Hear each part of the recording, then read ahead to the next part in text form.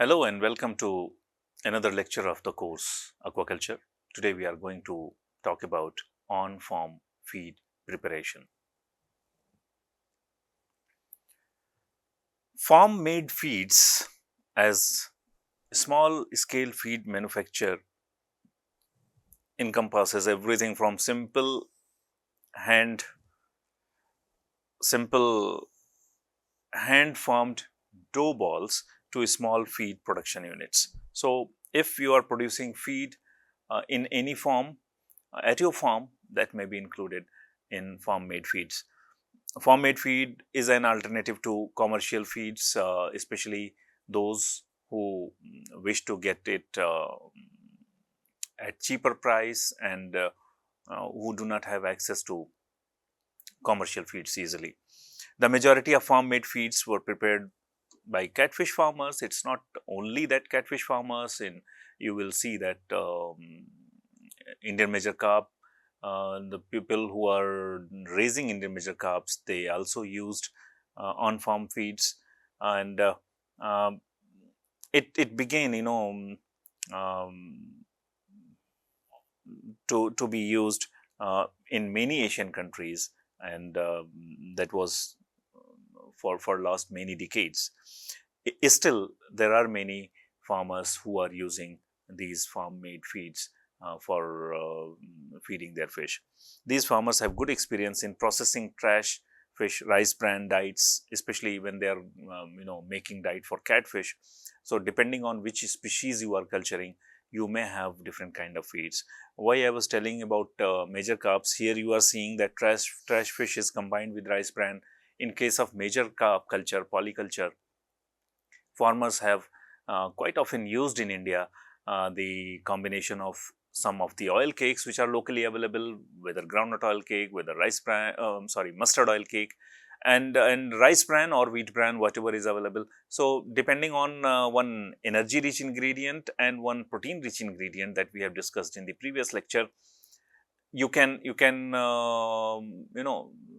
here the traditional feed comprised of 50% of both, 50% of energy rich, the rice bran, and 50% of the protein rich ingredient, the oil cake. So that was being used for long. Only 10% it is written here of fish production in Asia use commercial feeds, the other 90% use farm made feeds, but I believe that this may not be true as of today, because now commercial feeds are available quite easily and abundantly in almost all parts of the country, and there has been an increase in the use of commercial feeds lately, but still in countries like India and many other Asian countries, the dependence on non-commercial feeds, or you can say on-farm feeds, which are being prepared by the farmers at their farm only, that is quite common. Freshwater non-carnivorous fishes account for approximately 80% of the total aquaculture production in Asia, majority of which depend on farm-made feeds. That is true that the semi-intensive culture, polyculture of Indian major carp that we are talking, they depend mainly on this. The economic viability of farm-made feeds is place and time specific, that we all know. We have discussed it earlier also, that it should, depending on in which region what kind of ingredient is available and in which season it is available, depending on that you will have to prepare. The economic viability will be calculated in which season and in which region, what is the cost of a specific ingredient that you are going to utilize. Farm-made feeds are more economical for farms with access to inexpensive feed material. That is very important.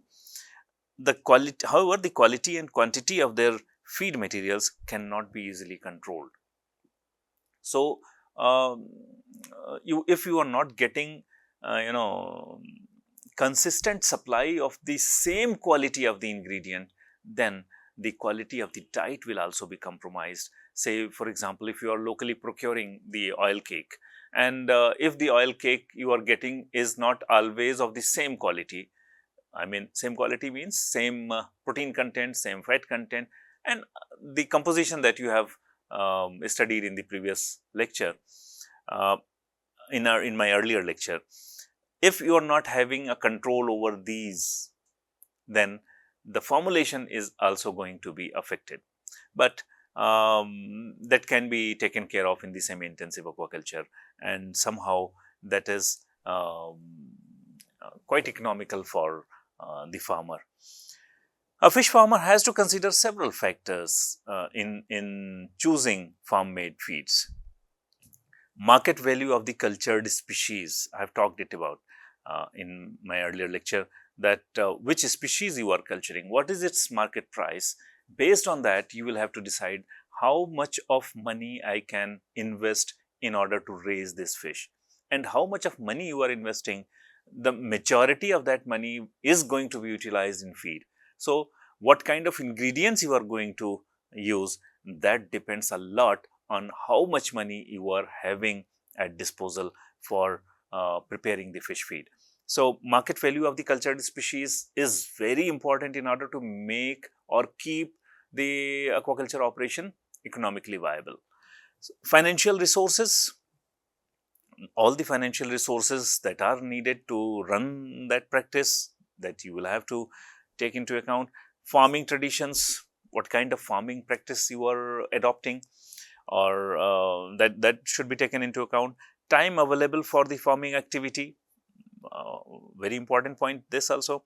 Availability of labor services, then feed ingredient availability and cost, that we have discussed.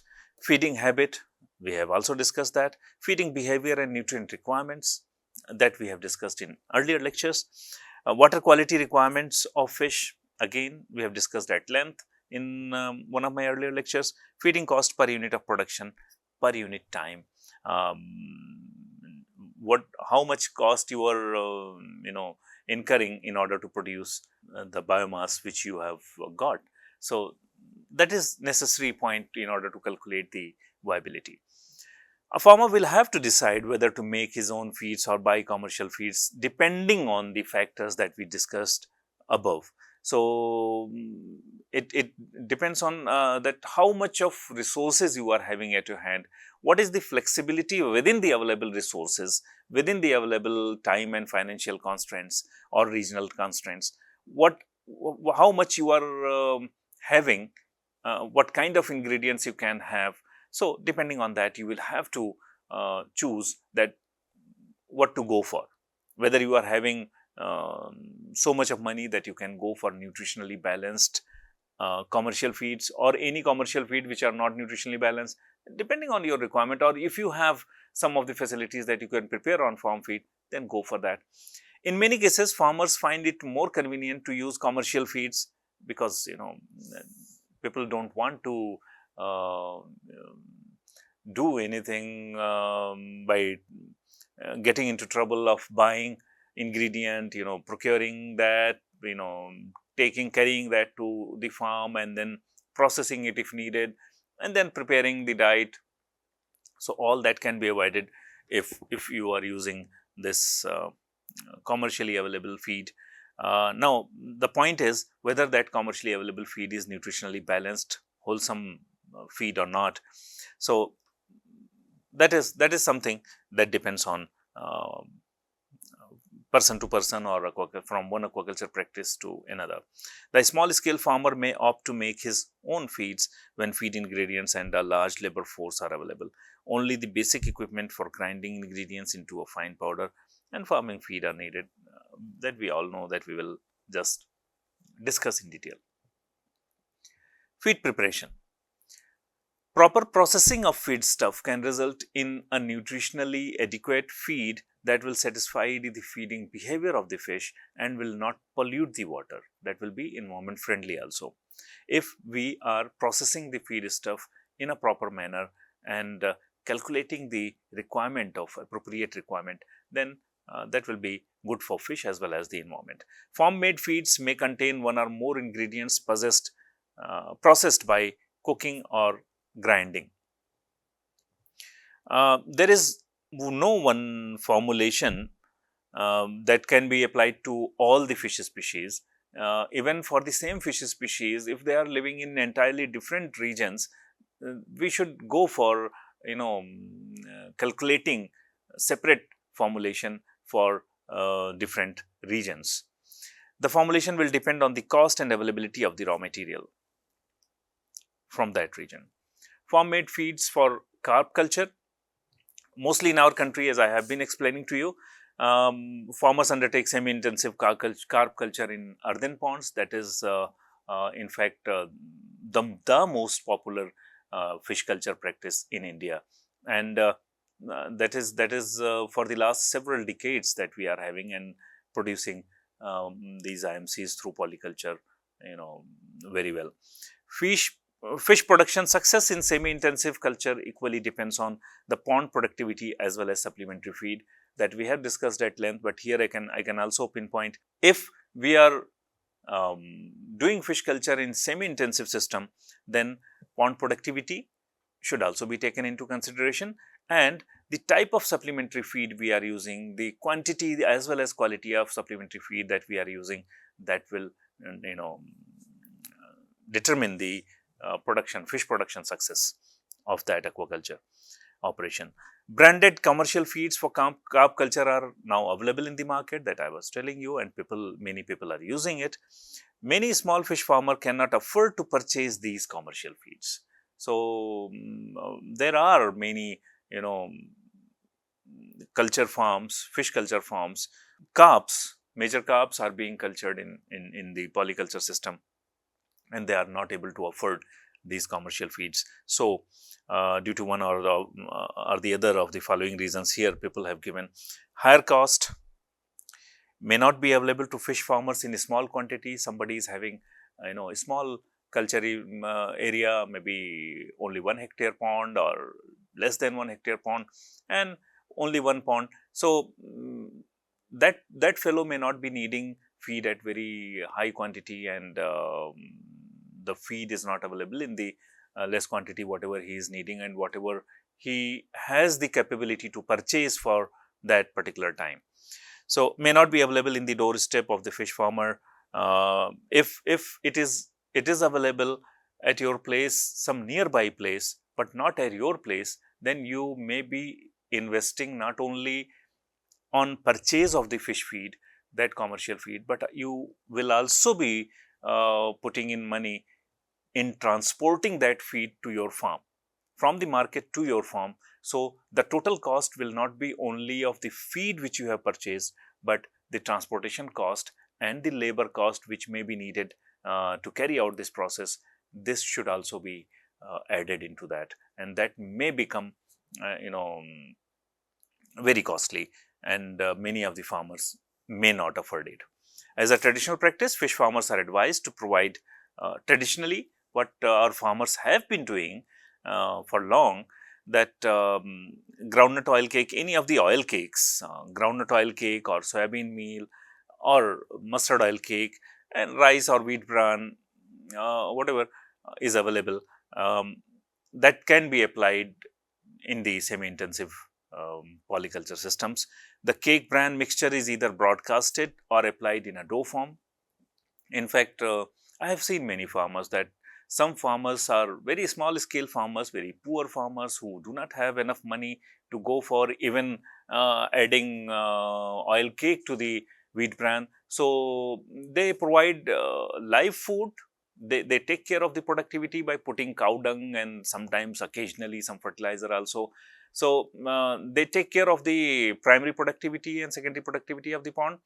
Along with that, they provide only rice bran. They just broadcast it by hand, and by applying this only, they get very good biomass production, fish production, because they are depending mainly on live food. And even if they are using any oil cake, sometimes they get oil cake and then that is mixed with the rice bran, and again that is broadcasted. Some of them are putting in effort to make that in a maybe dough form, or some small balls are prepared, and some part of the diet is broadcasted by hand, some part of the diet is processed and prepared in the dough form, and that is again thrown into the pond at certain places. So there are different varieties that people have been using. And usually it is suggested, and many of them farmers are doing also, that 1:1 rice bran and equal quantity of rice bran and oil cake they use. This type of feed and feeding has some limitations. Now, it's not only that these oil cakes are byproducts are very cheap. No, they are not cheap now. Nowadays, oil cake, groundnut oil cake or soybean meal, they are very costly. A considerable amount of feeds are lost because we are not, preparing feed properly. The all the ingredients are not bound together, appropriately, so that nutrient leaching is not there. That the diet you prepared, the feed you prepared, that is having enough water stability for taking care of the nutrient leaching, and that nutrient leaching does not occur. Simple ways to get rid of the above two problems are use of locally available cheap feed ingredient and on-farm preparation of feed. So, other oil cakes, such as if suppose soybean oil cake is not available, or groundnut oil cake is not available, you can go for other options. We have discussed a variety of fish feed ingredients in my earlier lecture. You can find it. We can use like sunflower oil cake, til oil cake, linseed oil cake, and then mustard oil cake, etc. There are a number of feed ingredients that we have already discussed can be used in fish feed along with rice bran or wheat bran or any of the energy rich ingredients that we have talked.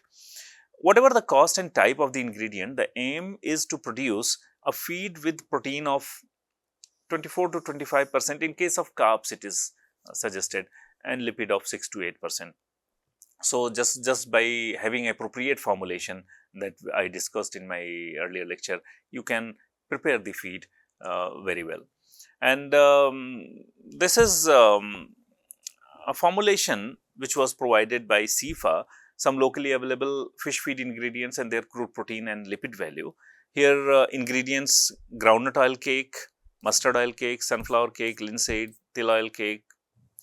This has been given here in the table, but I have provided you in quite detail about almost all the ingredients and their proximate composition that may vary from one region to the other, or from one type of analytical method to the other type. Some locally available cheap ingredients and their proportion in farm made feeds. So, these Central Institute of Freshwater Aquaculture people, they provided easy formulation for the farmers to follow. So, they do not need to go for Pearson square method or trial and error method or least square method. They can simply look at the table and go for it. For example, if they have to mix groundnut oil cake and rice bran, it has been suggested to go for 50-50.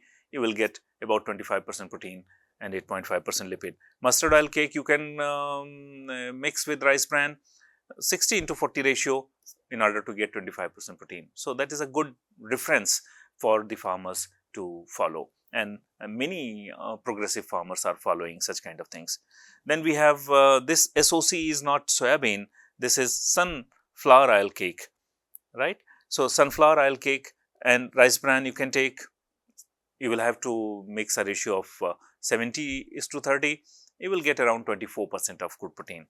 And mustard oil cake, linseed oil cake and rice bran you can take. So, 45:15:40, you can have the ratio, you will get around 24% protein. So, that is quite good option, and we are getting very good encouraging results from different parts of our country when farmers are using this. Then we have til oil cake and rice bran. TOC is probably til oil cake, yeah, til oil cake and rice bran at the ratio of 60:40, and we are getting about 25% protein and the desired lipid also. So, this is a very good reference point for the farmers to follow if they do not want to go into the details of feed formulation and other things. Ingredients in how to make feed pellets, ingredients in required quantities are milled and mixed together. Whatever ingredient we are having, that should be properly processed, dry it and make it in powder form and mix them. Grinding and mixing can be done by a portable small grinder, cum pulverizer that are available at many places these days. Add 2 to 3% of wheat flour is used as a binder. A binder is necessary in order to increase the water stability, that will reduce the nutrient leaching also. Steam the mixture on a fireplace with some water to reduce the anti-nutritional factors. We have discussed about the anti-nutritional factors, that they may inhibit the growth of the fish, they may inhibit the efficient utilization of the ingredient. So, they have to be minimized and if not removed at all. Then for that we need to little cook the ingredient or mixture. Cool the mixture. You may add 1% of commercial vitamin and mineral premixes. Vitamin and mineral premixes are already available commercially. So, we can use these commercially available vitamin and mineral premixes in order to make it complete. Add required amount of water and make it in a dough form. Dough is ready, is the ready mix to prepare feed pellets. Now, dough is ready, then you can give it any shape and size. Process the dough in a portable small pellet machine. In fact, earlier people were using in our homes, we have been using, our elders have been using to prepare the noodles, through these small pellet machines.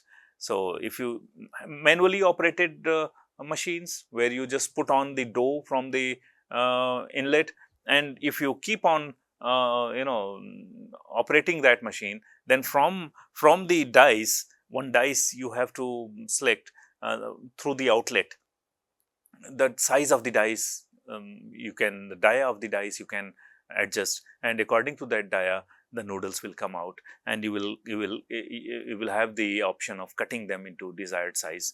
So, depending on that, these for noodles or your many of these snacks, these namkeens and all, they are using these kind of things. So, use desired dies to get feed pellets.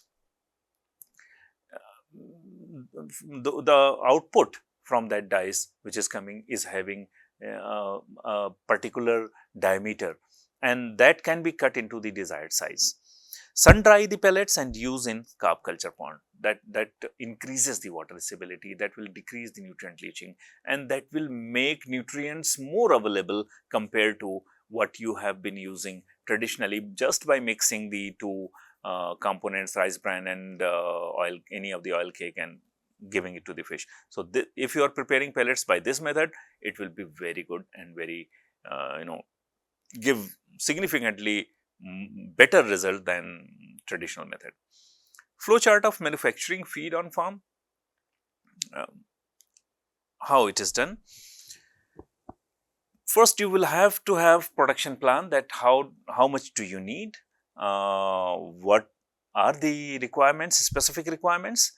Depending on your specific objective and requirements, you will go for a specification of materials. What kind of raw materials do you need and in what specifications do you need? Then you will have to, once you have pointed out that we need these materials and what are the quantities that we need of these materials, then go for purchasing these materials. When you carry those materials at your farm, then always go for quality control. If they pass quality control, it's fine. If they do not pass quality control, never compromise on the quality. That is going to hamper everything. So, if they fail to qualify the quality control procedures, then what you can do, you can return it to supplier and get some other material for preparing the feed. If they pass the quality control, then these materials are used for processing, and they are processed in order to be ready for using into the feed preparation. Then formulate based on those ingredients that you have selected.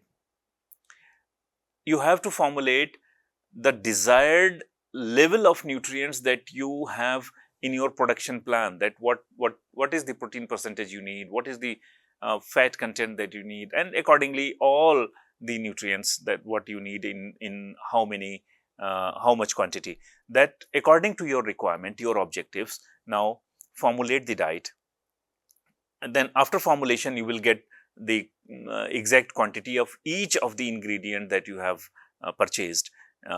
Go for weighing and mixing these ingredients, and then prepare the diet properly, that following the standard procedures.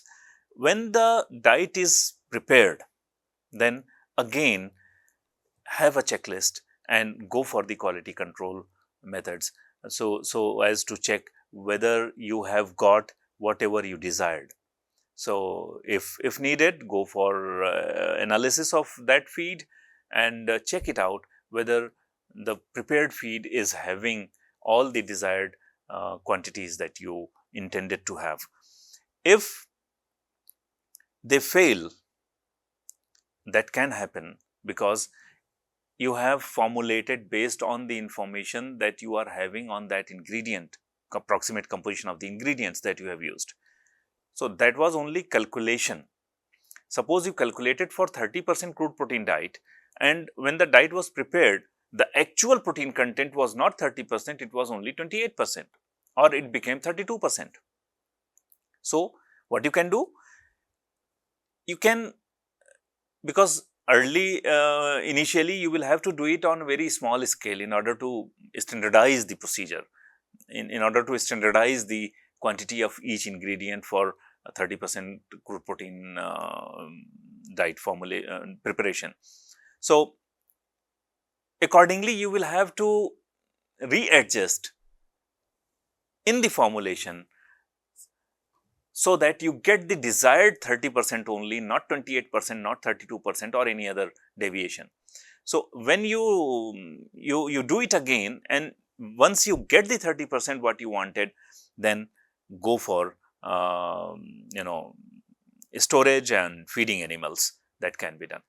But for this, you need to have certain persons who are involved in this, qualified personnel, skillful personnel who are controlling all the entire procedure, because this operation, the manufacture of feed on farm, that is going to decide the economics of your aquaculture operation. Storage and preservation of farm-made feeds. Farm-made feed pellets should be used as fresh as possible, and it can be stored for a month. It can be, but try to use it. It is always advisable.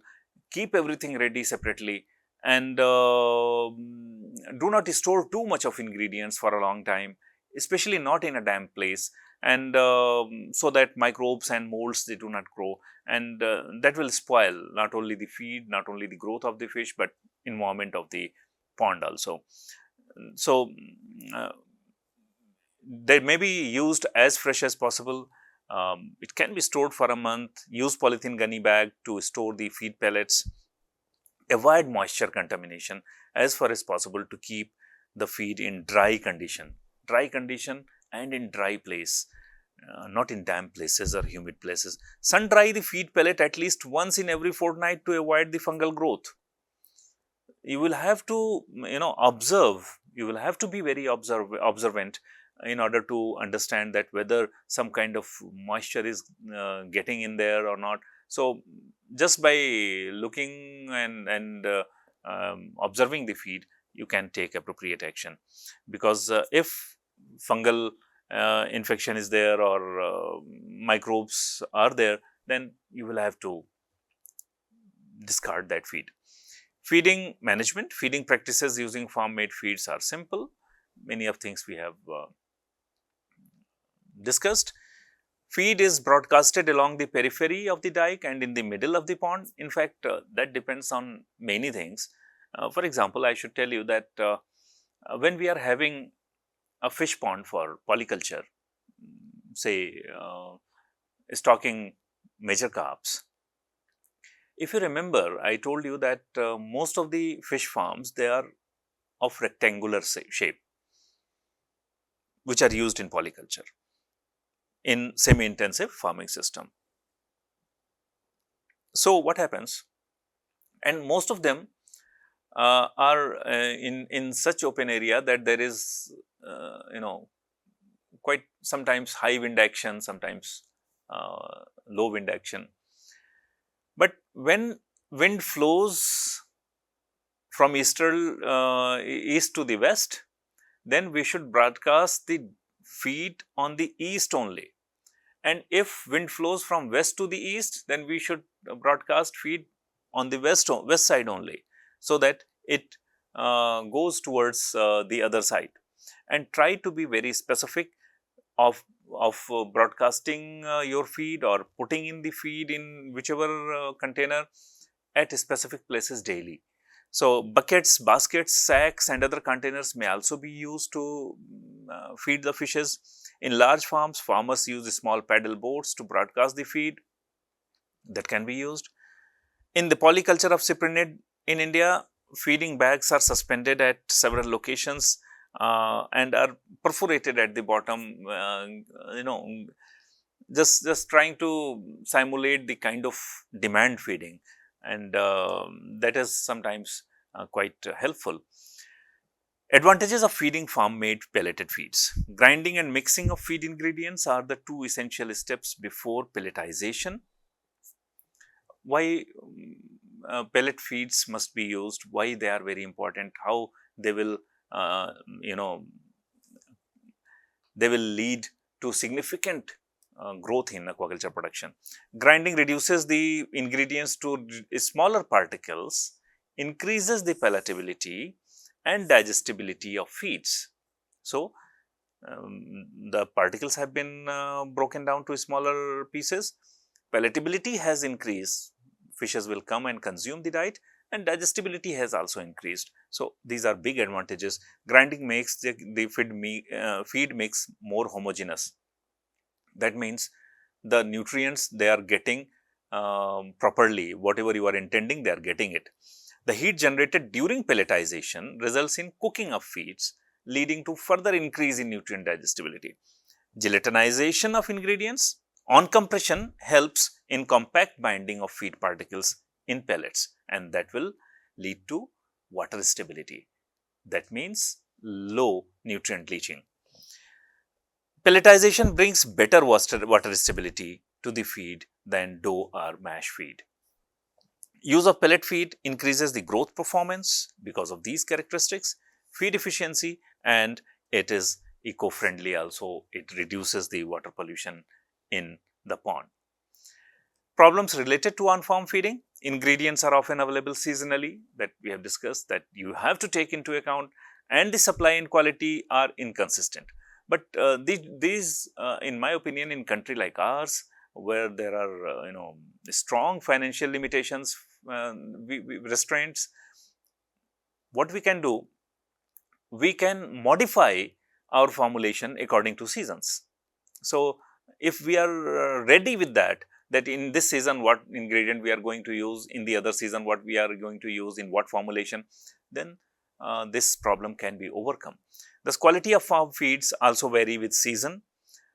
In addition, many of the nutrients may have been lost during handling and processing.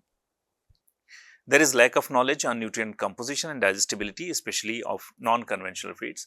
That is true for many of the non-conventional feeds, but nowadays researchers are working in order to provide many information on many of the potential feed ingredients. So, that is all in this lecture. Thank you very much.